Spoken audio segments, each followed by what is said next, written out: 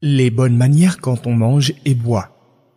Allah a prescrit un certain nombre de bonnes manières lorsque l'on mange et boit, des manières qui concrétisent des buts et sagesses sublimes tels que se rappeler les bienfaits qu'Allah a octroyés à l'être humain, la prévention des maladies et l'absence de dilapidation et de vanité. Entre autres bonnes manières, il y a ce qui suit. Premièrement, l'interdiction de manger et boire dans la vaisselle faite d'or ou d'argent ou plaquée avec un de ces deux métaux en raison du gaspillage et de l'excès que cela suppose et parce que cela dépite et attriste les pauvres. Le prophète, paix et salut d'Allah sur lui, a dit « Ne mangez pas, ni ne buvez dans les ustensiles d'or ou d'argent, car ceux-ci sont pour eux, les non-musulmans, en ce monde terrestre et seront pour nous dans la vie future. » Hadith rapporté par Al-Bukhari et Muslim. Deuxièmement, se laver les mains avant et après le repas. Cela est encore plus préconisé si elles sont sales ou tachées avec un reste de nourriture. Troisièmement, dire Bismillah au nom d'Allah. Quand on commence à manger ou boire, le sens de cette parole est « Je recherche la bénédiction et l'aide divine par le nom d'Allah ». Si on oublie et qu'on s'en rappelle au cours du repas, on dira pour se rattraper Bismillahi awwalahu wa akhirah. Au nom d'Allah pour le début et pour la fin.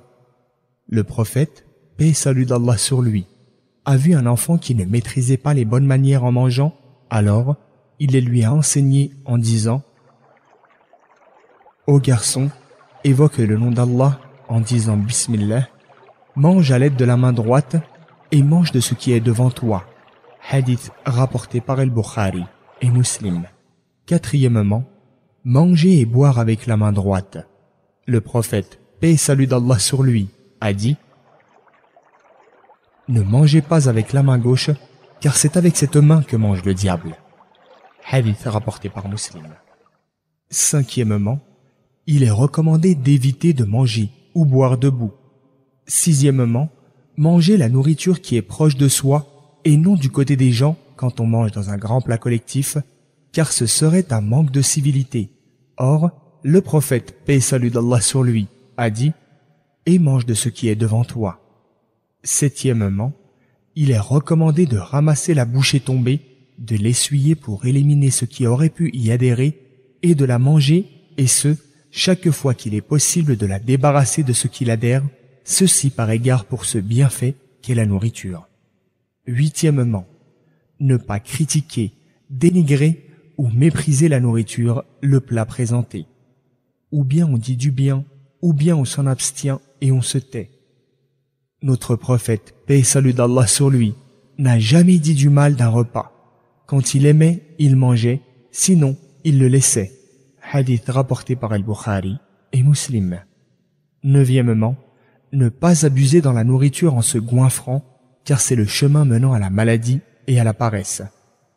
La modération est ce qu'il y a de meilleur, comme le prophète, paix et salut d'Allah sur lui, a dit « Un humain n'a jamais entièrement rempli pire récipient qu'un estomac. Le fils d'Adam peut se suffire de quelques bouffées qui lui permettent de tenir debout. S'il n'a pas d'autre choix que de manger plus que ça, alors qu'il consacre un tiers pour sa nourriture, un tiers pour sa boisson et un tiers pour son souffle. » Hadith rapporté par At-Tirmidhi et Ibn Majah.